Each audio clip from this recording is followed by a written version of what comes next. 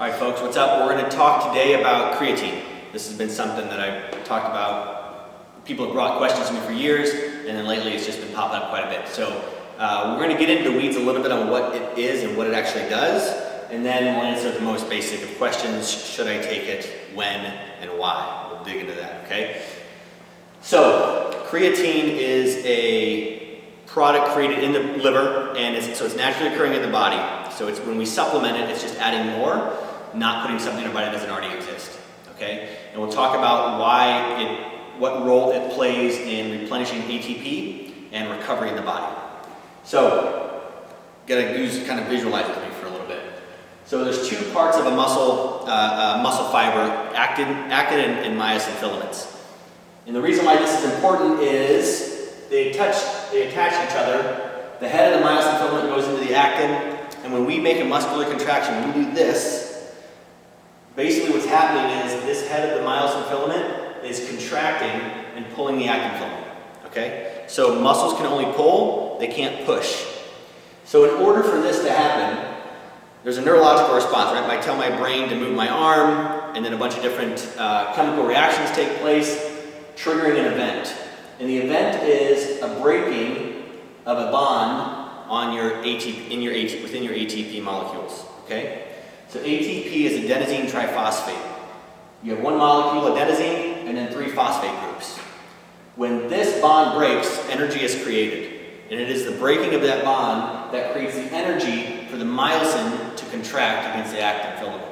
That's when muscular contraction takes place. So this is a very, very simplified, very, very small snapshot of muscular contraction. This is happening about 1 billion times in one single muscle group over time. So imagine doing a workout, you got squats, you got presses, you got burpees, you got whatever you got in there. Every muscle group at some point in time is using this, okay? So what's important about this, where creatine comes into play here then, is we went from having ATP, adenosine triphosphate, 3 phosphate groups, now down to ADP plus P. So all that means is this bond is now broken, and inside this muscle cell you have adenosine diphosphate as a singular phosphate group. So what we want to be able to do is reattach this bond as quickly as possible, and creatine does that. So here's our little creatine molecule. He'll come over, he'll attach to this, the free phosphate, and then reattach. Boom. So what that has basically done is reloaded our energy. So ATP creates energy within muscle cells. The quicker we can take it from ADP back to ATP, the better off we'll be.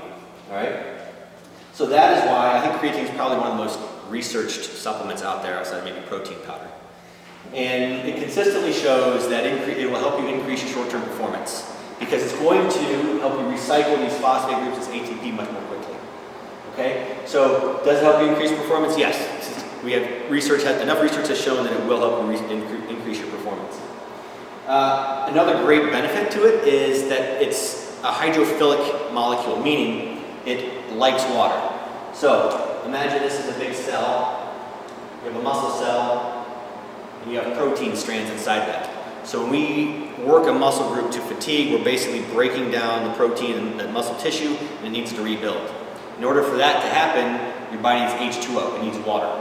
So if this is my muscle cell, and I have creatine in here, it's going to attract H2O. So it's going to bring water into the cell, thereby promoting and helping recovery get faster, basically.